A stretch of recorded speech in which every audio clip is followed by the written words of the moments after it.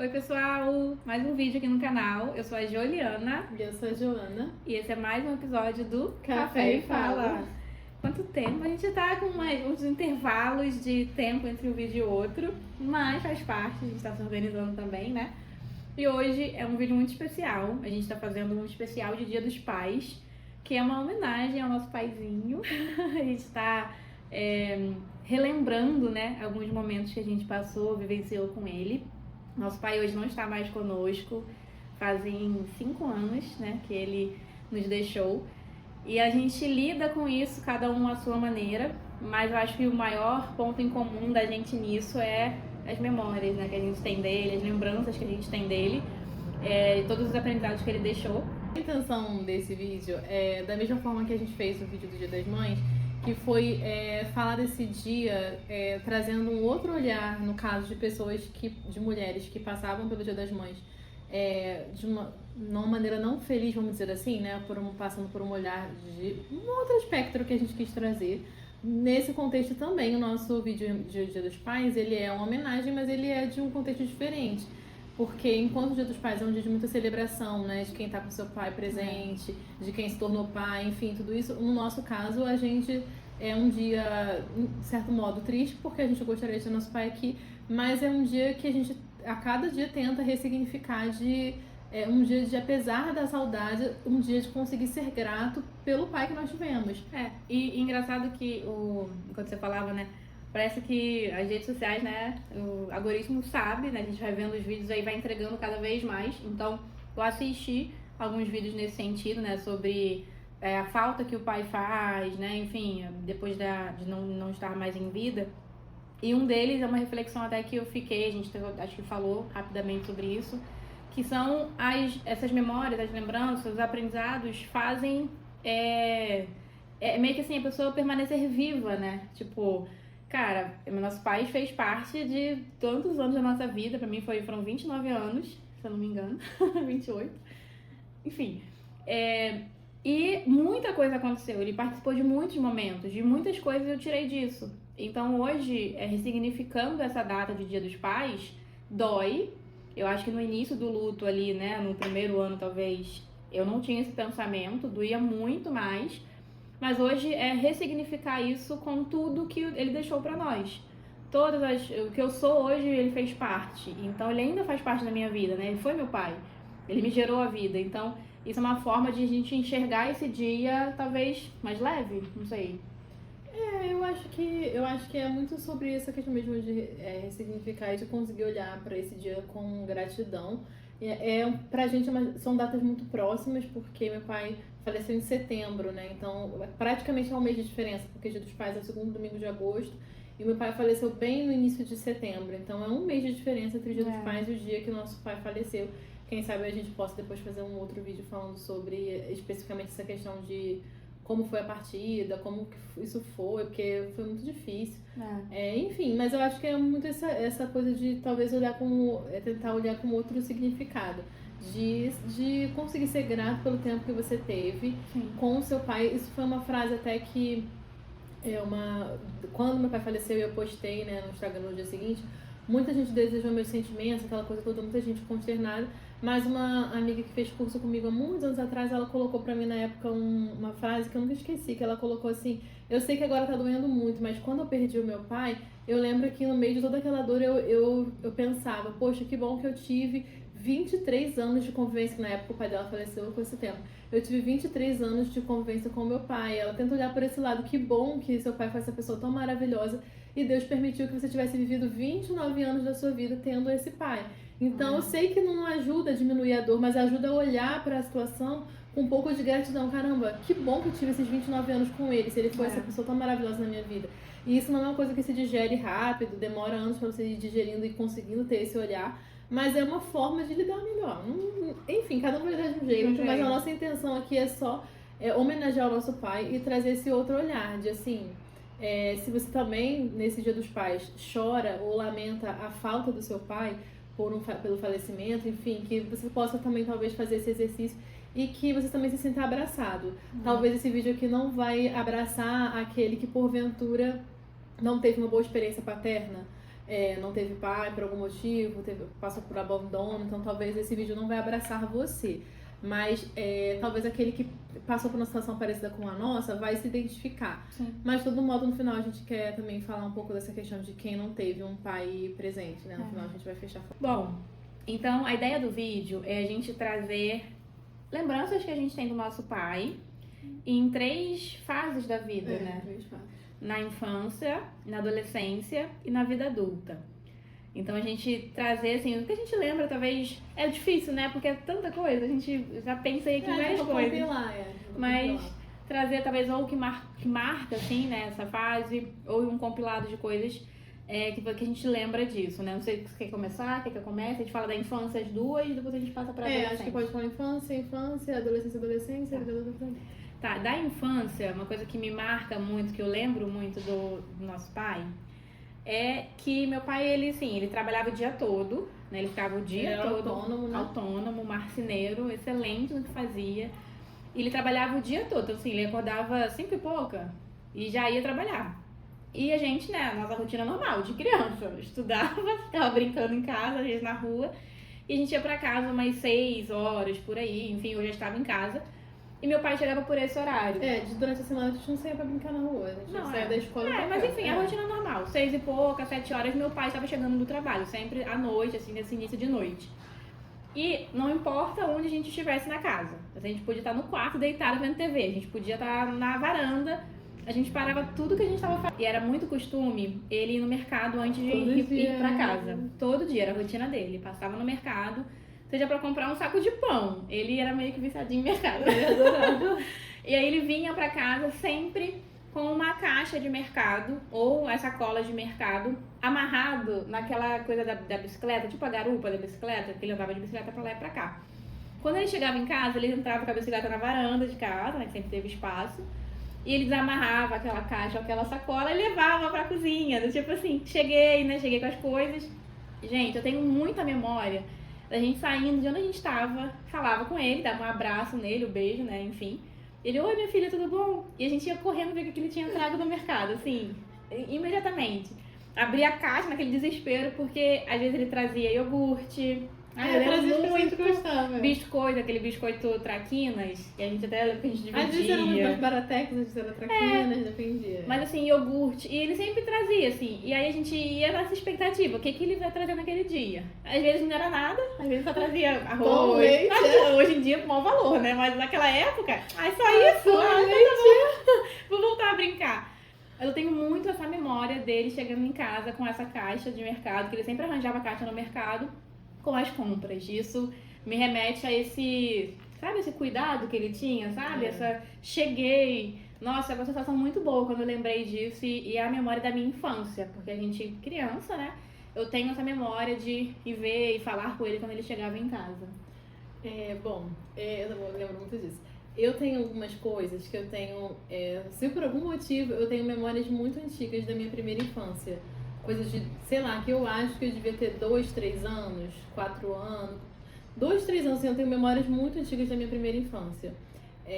E a gente não nasceu aqui no Rio de Janeiro, né? A gente nasceu em Brasília, no Distrito Federal. A gente morou lá até, sei lá, até 98. A gente veio morar aqui no Rio de Janeiro.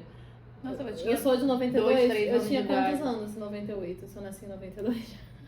6. Então, a gente veio pra cá com 6 anos. Eu vim pra cá com 6 anos. 5, 6, né? 5, 6. Eu tinha 2, 3, então. Não. Se você tinha 2, 3, eu não tinha 5 ou 6. A gente tem só 2 anos de diferença. Não, se você tinha 3, você tinha 5, entendeu? Eu acho que eu tinha 5. Eu acredito que eu tenha sido 5. Enfim. Aí, quando a gente veio morar aqui no Rio, não, antes quando a gente não morava lá em Brasília, a gente mudou, eu mudei muito de escolinhas, assim. Eu não fiz a educação infantil toda certinha, porque a gente se mudava muito na época, aí são questões que eu não vou saber aqui descrever exatamente o porquê. Mas, então, assim, eu não fiz a educação infantil toda completa, mas eu me lembro de um período que eu estudava numa escolinha e Juliana, acho que quando era pequena, não estudava, só eu que estudava. E aí todo dia minha mãe me buscava e eu lembro que meu sonho era que meu pai fosse me buscar. Só que meu pai tinha essa batida, né? Meu pai é marceneiro, autônomo, então meu pai trabalhava muito, ele sempre trabalhou muito. Então saía sempre bem cedo e voltava no final do dia. Então, ele me buscar na escola era muito improvável, né? Era tipo nunca, porque ele tava trabalhando. Mas era meu sonho, assim, quando eu era bem pequena. Eu via outros pais indo buscar, né, os filhos, e eu tinha muita vontade que meu pai fosse buscar. E todo dia, na hora que eu ia embora, eu olhava assim, via que era minha mãe e falava, poxa, meu pai não veio. Aí eu lembro que eu sempre pedia isso pra ele, pai, vai me buscar na escola, me buscar na escola. Ai, que bobeira, né, cara? Mas é uma bobeira, mas, cara, é uma coisa que eu vejo assim, gente, como é importante a gente ser essas coisas pequenas que fazem diferença pros filhos, né? Eu tenho essa memória muito forte disso. E aí, um dia, finalmente, isso que aconteceu, que meu pai conseguiu me buscar. Cara, eu lembro que uma felicidade, assim, quando eu vi ele lá na entrada da escola, ele e minha mãe, né? Os dois. Quando eu vi ele lá, mas eu fiquei tão feliz, mas tão feliz, porque, tipo assim, finalmente eu tinha conseguido ir buscar. Então eu lembro com muito carinho disso. E eu lembro também, eu botei uma outra coisa que... Eu sou uma pessoa meio assim, né, gente? Meio, como eu posso dizer? Contemplativa, né? Muito minha vibe, assim. E quando eu era criança, eu sempre gostei muito de coisas antigas, assim, de museu, arquitetura antiga, essas coisas assim. E quando eu era criança, eu gostava muito de ficar observando essas casas que têm a fachada muito, muito antiga. Tipo aquelas casas, aquelas ruas ali do centro de Niterói, que tem aquelas casas muito, muito velhas, que tem aquela fachada muito velha, assim, que tem aquelas varandas. Eu sempre adorei isso, eu sempre adorei aquilo. Aí eu gostava de ver a data que aquela casa foi feita, 1800, não sei quanto. Aí quando eu era pequena também, a gente sempre passava por essas ruas, que a gente morou um tempo ali no centro de Niterói. E aí eu falava, olha pai, não sei o quê. Então ele sabia que eu gostava disso. Então sempre que a gente estava andando em algum lugar, e ele me mostrava, olha lá, filha, aquela casa é antiga também, aquela casa é de tal ano. E não sei o quê. Então assim, ele sabia que eu gostava disso, então ele... Quando a gente passava por algum lugar que tinha uma casa assim, ele me mostrava. Então ele incentivava, sabe, esse meu gosto aleatório por coisas antigas. E a gente vai lembrando de tanta coisa, né? Eu lembro quando a gente falava, eu falei pra ele uma vez que eu gostava muito de goiaba. Nunca mais, cara, ele trazia goiaba. Meu Deus, goiaba! Ai, muito bom lembrar dessas coisas. E eu acho, e aí falando da fase de adolescência, eu lembro muito que já era uma fase onde, tipo, a gente, sei lá, estudava, né? Pegava ônibus, fazia as nossas coisas, né? E meu pai, eu não sei porquê, mas eu tenho muita memória quando me remeto ao trabalho, assim, dele, porque era uma coisa que eu admirava muito nele. Então ele trabalhava, fazia as coisas dele, e eu lembro das vezes que a gente ia na vila. Tipo assim, ia pra escola, tava no centro lá, né, de Niterói, trabalhava lá. E aí eu lembro do caminho, assim, nossa, isso me marca muito. Eu também sou um pouco apegada a essas coisas. A gente é melancólica, né? Então eu me apego. É que hoje eu passo ali, eu me dá uma coisinha, porque eu falo, gente, era esse caminho, exatamente esse caminho que eu fazia pra ir pro trabalho do meu pai. Eu tenho muito apego a essas coisas. Eu lembro que, vou resolver alguma coisa, eu fazia curso na época, né? Fazia curso no Senai, então tinha uma movimentação que eu tinha que sair da escola e às vezes eu passava lá, aí às vezes ele tava cortando lá, né, as madeiras, que sinto o cheiro de madeira, eu lembro dele. Então também é instantâneo a questão do cheiro. Mas eu lembro desse trajeto, eu lembro de uma, eu acho que ainda tem, aquela loja de música que tem numa esquina, assim, antes de chegar, que tem uma banca. Eu lembro muito disso, que eu fazia esse trajeto e às vezes encontrava com ele no caminho, às vezes ele tava lá. E aí disso, teve uma vez em específico que eu lembro muito desse dia. Foi um dia, pra mim foi um dia muito especial, assim, um dia que eu fiquei muito feliz. Que era justamente nesse horário de almoço, e aí ele falou assim, minha filha, vamos almoçar? E eu não sei por quê, o que ela fazendo, acho que eu fui com ele no banco, a gente foi resolver alguma coisa junto, a gente deu um passeio por ali pela loja, ele foi na casa das ferramentas, aquela coisa assim, na casa das fechaduras, né, que ele ia direto. Aí a gente parou pra almoçar num lugarzinho que, assim, meu pai conhecia os restaurantes mais escondidos ali no centro. E a gente parou num lugarzinho que era apertado, não cabia ninguém. Aí tinha uma mesinha, ficou eu e ele agarrados pra comer, ele todo feliz, falando com o moço, minha filha, não sei o quê. E foi um dia tão legal, porque sabe aquele dia que você senta e você fica conversando? E eu conversei com ele, mas eu nem lembro qual era o assunto, mas eu fiquei encantada. E ele conversava, perguntava, fazia as coisas. E aí hoje eu lembro disso, eu fico assim, gente, como eu queria milhões de almoços como esse. Porque esse dia me marcou. Era um dia que ele parou o trabalho dele pra me levar pra almoçar. E a gente ficou assim, só batendo papo, conversando. Então isso me marcou muito da fase de adolescência, que eu lembro que essa questão de escola e tudo mais. Ai, saudades. Vou me emocionar. Bom, eu botei duas coisas que meu pai sempre levantava a nossa autoestima. Nossa. A gente era fubanguinha na adolescência, feinha, fubanga. Eu, então, era muito fubanga na adolescência, muito feiozinha. Mas ele sempre levantava muito nossa autoestima. Então ele falava, né, vocês são lindas, não sei o que. Cara, eu tenho tanta memória disso.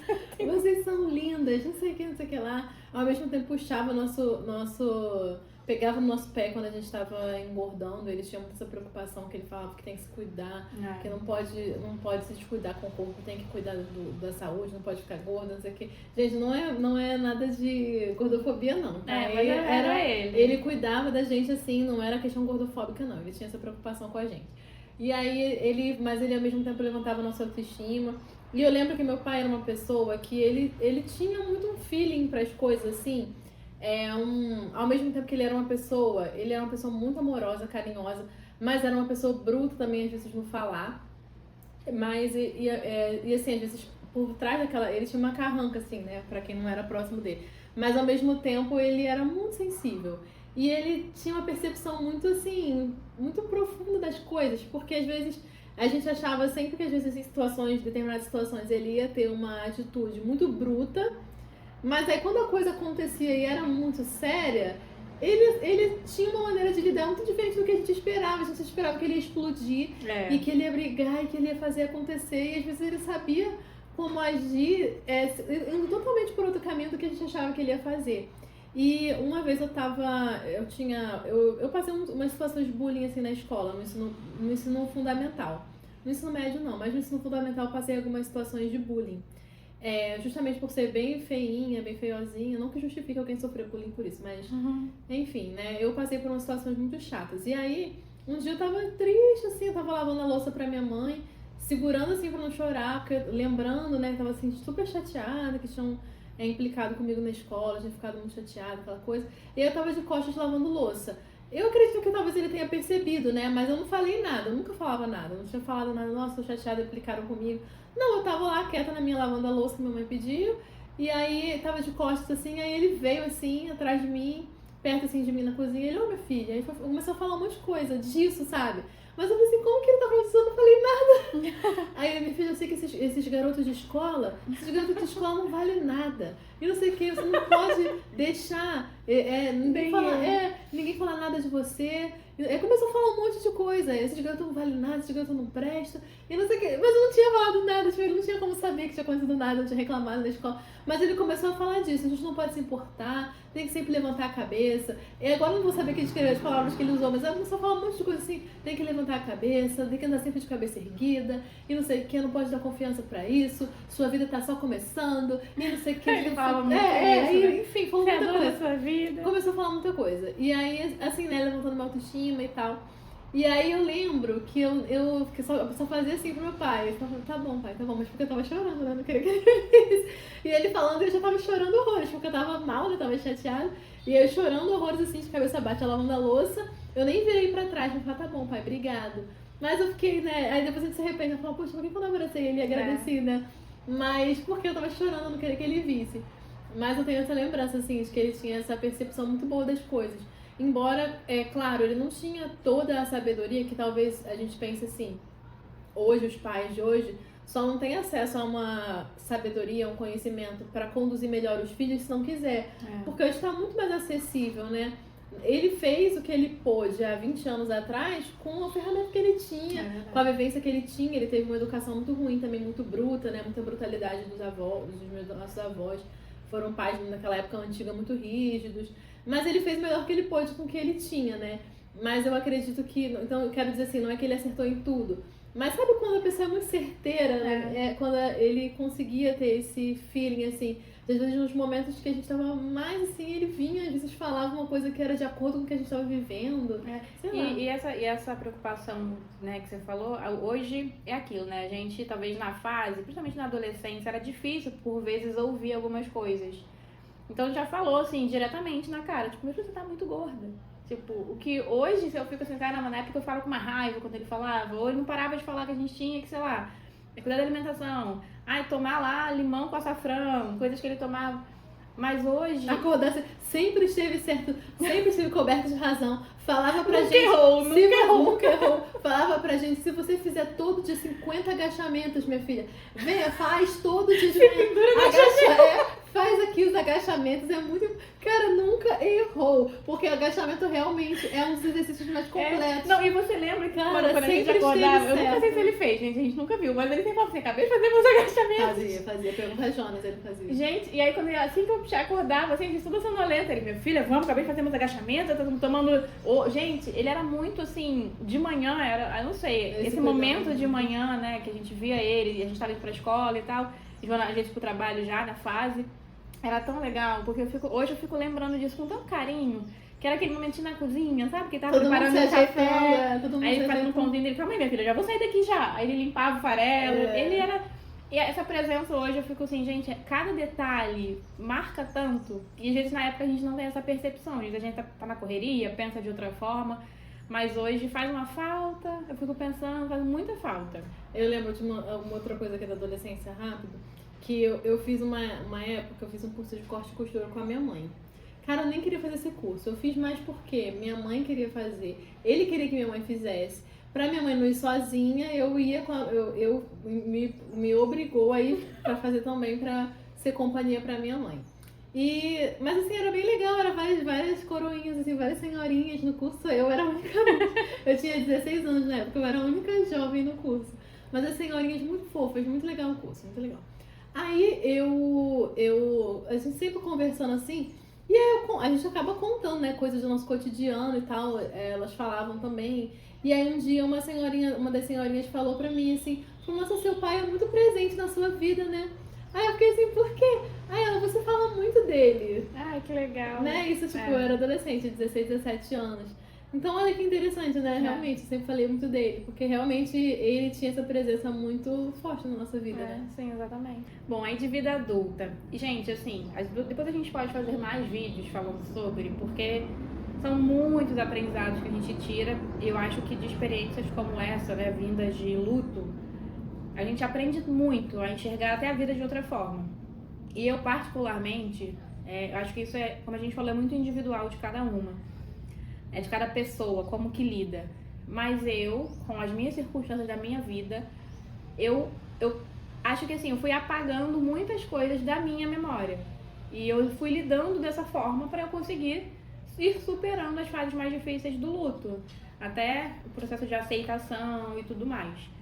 Então até esse simples exercício de, que memória que eu vou trazer, é tão difícil, porque é como se você abrisse aquela caixinha que é difícil de abrir, sabe? Eu acho que da fase adulta, como a gente já falou, meu pai ele sempre foi... eu não vou conseguir, acho que eu vou chorar. Eu tava tentando não chorar até aqui, mas a fase adulta é muito delicada, porque já a fase adulta como né, uma vez por si só já é muito mais complexa. E o meu pai, ele era sempre foi muito presente em tudo da nossa vida. E eu lembro do dia que eu fui contar pra ele que eu ia morar em Curitiba. E a gente era muito próximo, a gente sempre foi uma família muito próxima, sempre nós 6 ali muito unidos, né? Minha mãe, meu pai, eu, Joana, meus irmãos.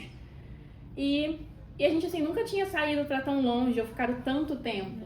Então foi um processo que eu já sabia que pra mim também seria difícil, porque eu era muito, muito, muito, muito apegada ali. E eu fui contar pra ele que eu ia morar em Curitiba. Eu lembro que a gente tava na sala, eu fui contar pra ele. E eu lembro desse termo, porque ele falava muito isso. Aí eu fiquei injuriado. Mas ele ficou injuriado, porque naquele momento ali, ele ficou, minha filha, mas como assim? Minha filha, mas lá é frio. E ele ficava falando, mas de uma certa forma você via que era só ele não querendo, literalmente, que eu fosse. Mas ao mesmo tempo ali, ele no final se convenceu, até o último minuto relutando de é perigoso, cuidado com isso, com aquilo. E a gente criou um hábito muito forte de ligação. Até porque logo depois veio a pandemia, então eu fiquei muito tempo lá sem poder viajar, né? No início eu vinha, tipo, a cada, sei lá, 1, 2 meses, no máximo. No primeiro você foi você foi meados de 2019, acho que no primeiro ano, até dezembro, você veio uma vez por mês. Porque eu realmente me doía muito ficar longe e eu sabia que não seria fácil também, pra minha mãe, pro meu pai. E também, enfim, né, pela rotina que até então era sustentável fazer assim. Só que quando veio a pandemia, em 2020, isso foi, né, inviável. Então, a partir de março, que foi a pandemia, quando fechou tudo, ele ficou lá num desespero, que ele tava aqui, na verdade, né? Porque eu estava em Curitiba. Num desespero, que ele ligava, mas às vezes ele ligava 2 vezes ao dia. Às vezes ele ligava e falava, minha filha, como que tá aí? Minha filha, como é que você tá? Você tá triste, a sua cara... E assim, gente, essas ligações ficaram de tipo assim, era quase que era assim, o momento mais feliz do dia. Ai, vou chorar. Porque eu esperava que ele fosse ligar, sabe? Era sempre, às vezes, de dia, assim, no meio do dia, mas principalmente à noite, porque ele sabia que eu parava de trabalhar.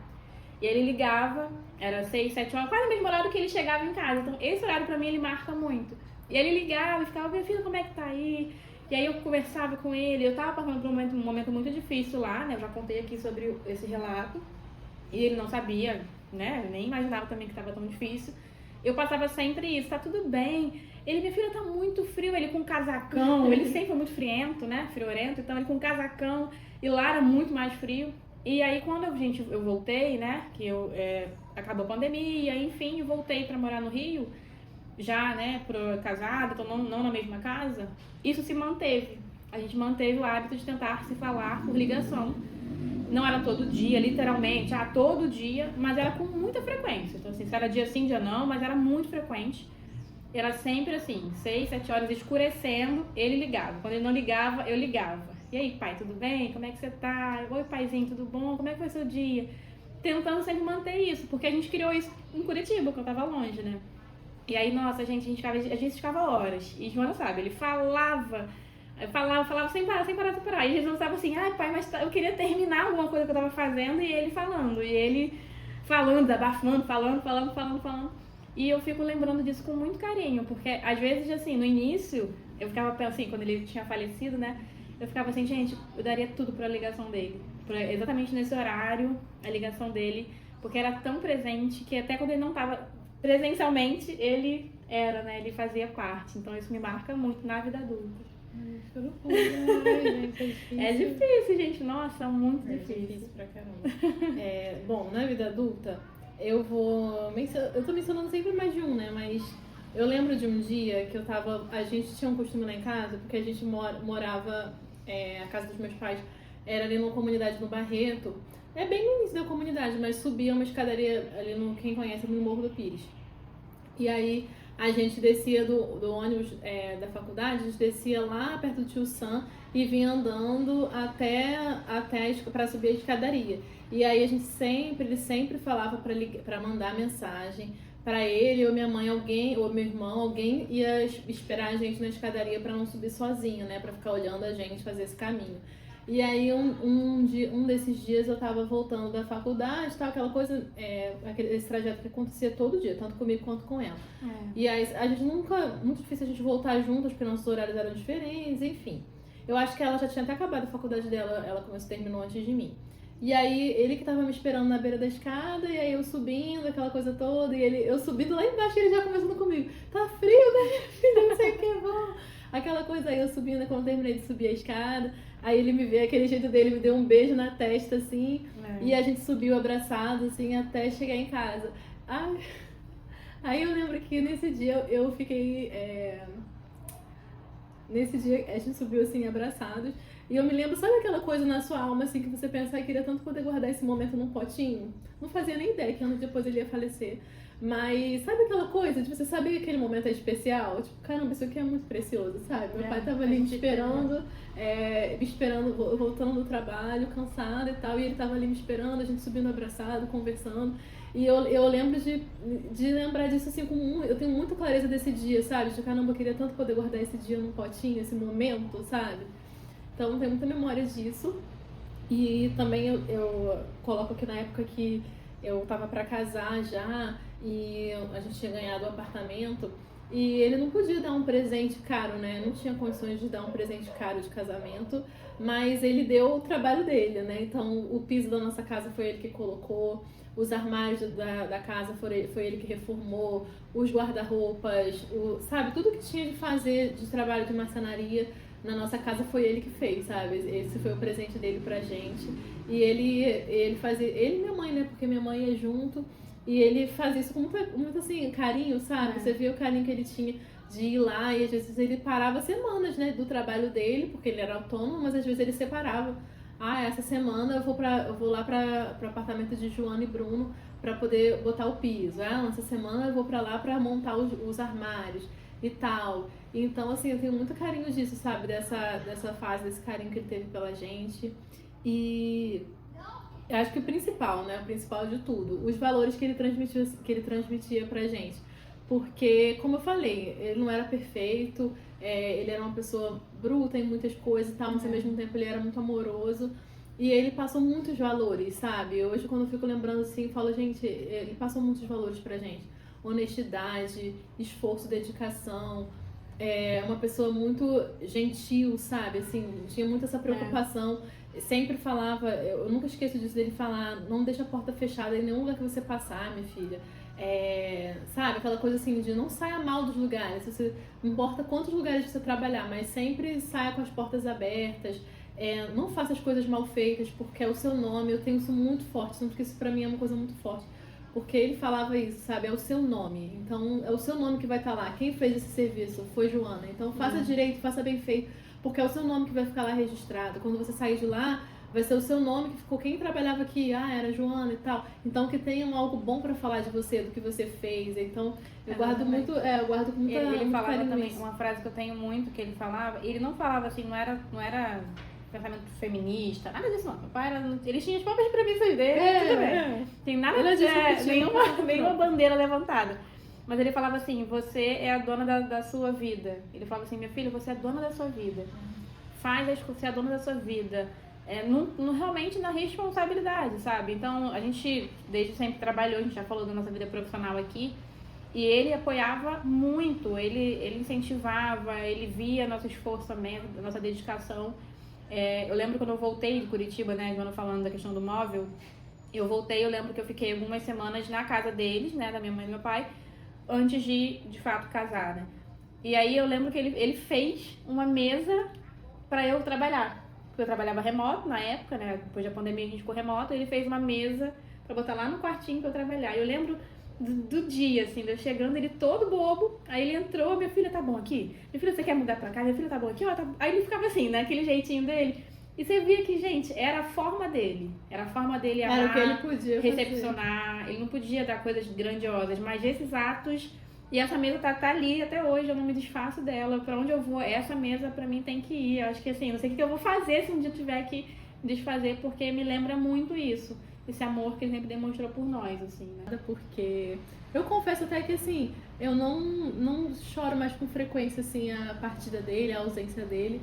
Acho que muito pelo que Juliana falou, pra tocar a vida pra frente, a gente precisa guardar as dores num pote pra tocar o barco pra frente, porque senão a gente... Finalizar esse vídeo pra não ficar, assim, como que a gente pode dizer, no ar, né, só simplesmente uma homenagem. A gente queria deixar uma palavra aqui para quem também porventura perdeu seu pai, ou para quem tem aí questões, essa ausência paterna, ou questões, né, com a paternidade, ou até quem perdeu o pai muito cedo, então talvez não tenha tido tempo de cultivar essas memórias. Enfim, N questões. Mas eu queria deixar aqui um texto na Palavra de Deus, lá em Salmos 68, versículo 5, que diz assim: Pai dos órfãos e protetor das viúvas, é Deus em sua santa habitação. Então, Ele é o nosso Pai, Ele é nosso verdadeiro, assim, conforto em todas as horas. Então, eu queria só finalizar esse vídeo dizendo que se para você faltou um pai terreno, saiba que existe um pai que te criou, que te formou, assim como também vai dizer em Salmos, né? Tu me teceste desde o ventre da minha mãe. Então, antes de você ser projeto, ou de você acontecer no ventre da sua mãe, você já havia sido planejado, sonhado por Deus, por aquele que criou todas as coisas. Então, que você se sinta abraçado nesse Dia dos Pais, e que se te falta a paternidade, se te falta esse amor paterno, que eu desejo, né, eu profetizo que em Deus você encontre verdadeiramente esse amor, essa proteção, que verdadeiramente, mesmo que você tenha um pai terreno, ainda assim você vai precisar, a gente precisa de um pai eterno. Então, que você saiba que você tem um pai eterno em quem você pode ser abraçado, em quem você pode se consolar, se confortar, encontrar a verdadeira plenitude. Então, é isso. Ai, amém. Eu Eu não consigo nem, acho que, estender tanto, porque eu também me emociono. É muito, assim, é muito delicado, muito difícil ainda, né? Fazem só 5 anos, né? Ainda vai completar, na verdade, 5 anos. Então, a gente acaba que diariamente também tá lidando, né, com essa ausência. Só que é interessante porque eu acho que, trazendo isso, né, é difícil olhar e pensar, eu pensar em mim, por exemplo, como órfã de pai.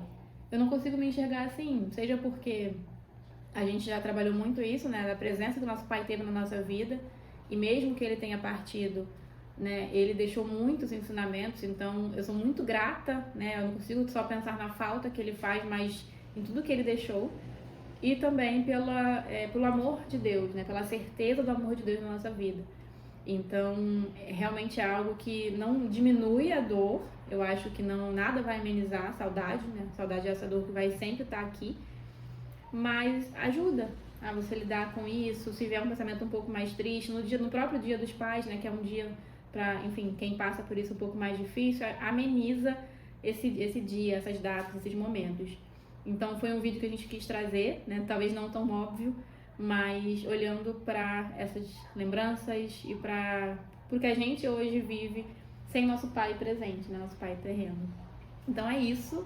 Espero, né, que você tenha assistido até aqui. Se assistiu, curte esse vídeo, comenta aqui também como é que é pra você, né, se você tem essa falta. E se inscreve no canal pra você acompanhar nossos próximos vídeos também, tá bom? Tchau, tchau!